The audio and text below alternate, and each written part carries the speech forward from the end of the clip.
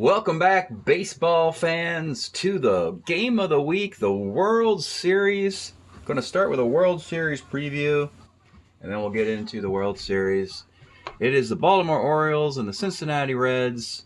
Just a quick summation of the postseason, what happened.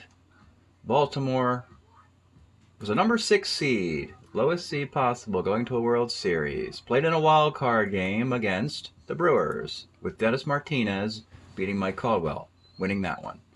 Then they played the Ohio Players in a divisional series. It took 5 games, but the Orioles, in the best of 5, defeated the number 1 seed Ohio Players 3-2. And then the Orioles dashed the California Angels in the League Championship Series 4-2. And the Orioles are here. As far as the National League, Cincinnati Reds are your number 3 seed, and then they also have home field for the World Series. They were sitting at a number 1 and number 2 seed at around the final regular season series against the Pirates. Pirates beat them up a little bit, took the bye away from them. But it also meant that the number 6 Pirates played the Reds in the wild card game, and the Reds got their revenge by beating them. Then the Reds went against the rested Phillies on the bye and beat them 3 straight. So that's 4 in a row. The wild card win, and then 3 more. And then they played the Astros, number 1 seed in the League Championship Series, won all 4 of those games. So the Cincinnati Reds are on an 8-game winning streak. Is that too hot? Not hot?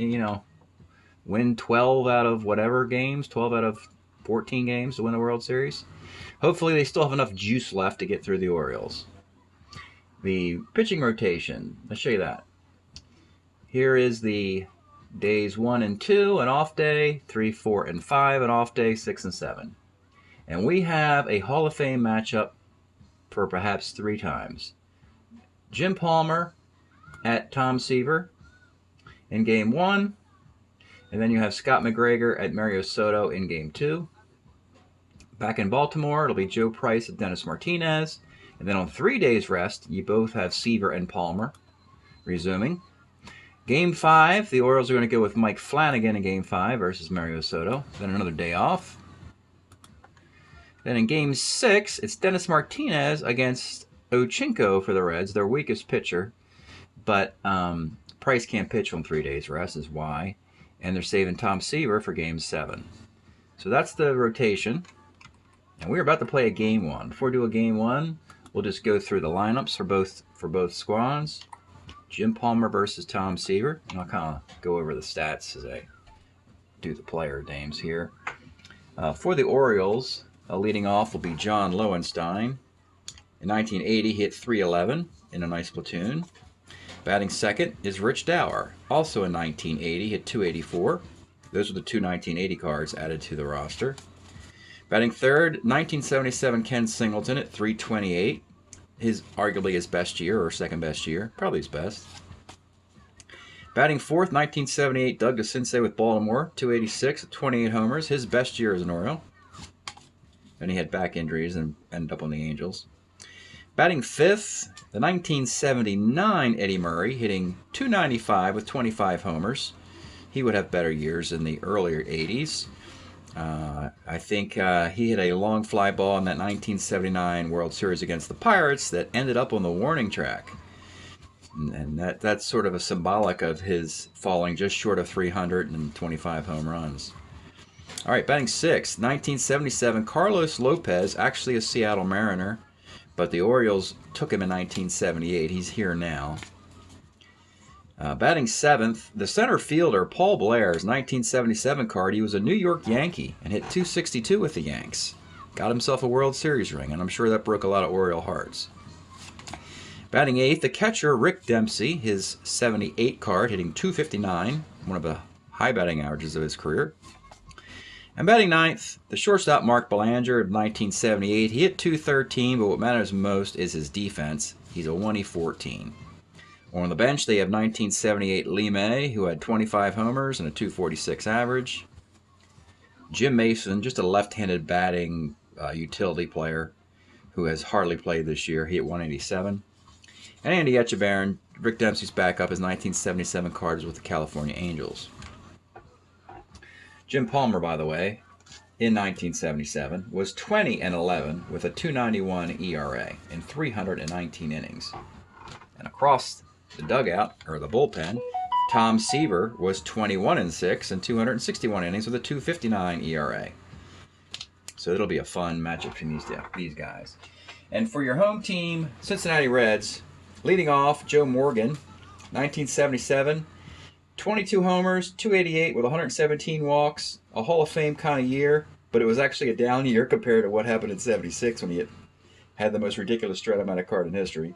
He had 320-something, and yeah, it was insane. But still, I mean, an amazing card for Morgan. Batting second, Tom Hutton, 1977 card, hit 309 in limited plate appearances as a pinch hitter and a great fielding first baseman. Batting third, 1977, George Foster, the MVP, 52 home runs and a 320 batting average.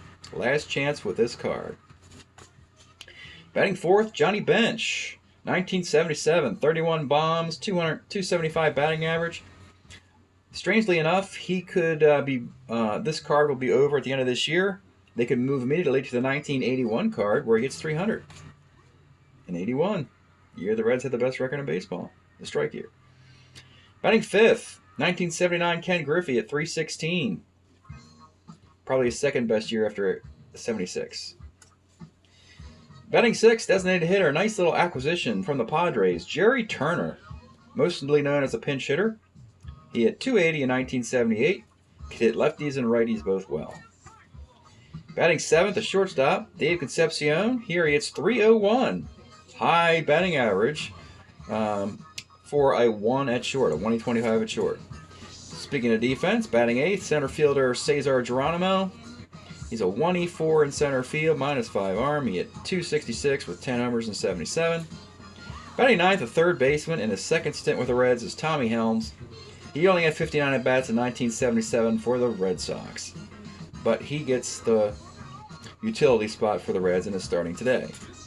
On the bench, they have 78 Jack Brohammer from the Red Sox. They have Steve Nicosia, an injury replacement for bench if necessary, that they got from the Pirates. And Steve Bry, a corner outfielder from the Milwaukee Brewers and Minnesota Twins, who's pretty near the end of his career. He has good defense and is a right-handed bat. Those are your lineups for the World Series. When we will return, we will have Game 1 of the 77-80 World Series. Thanks for checking this all out.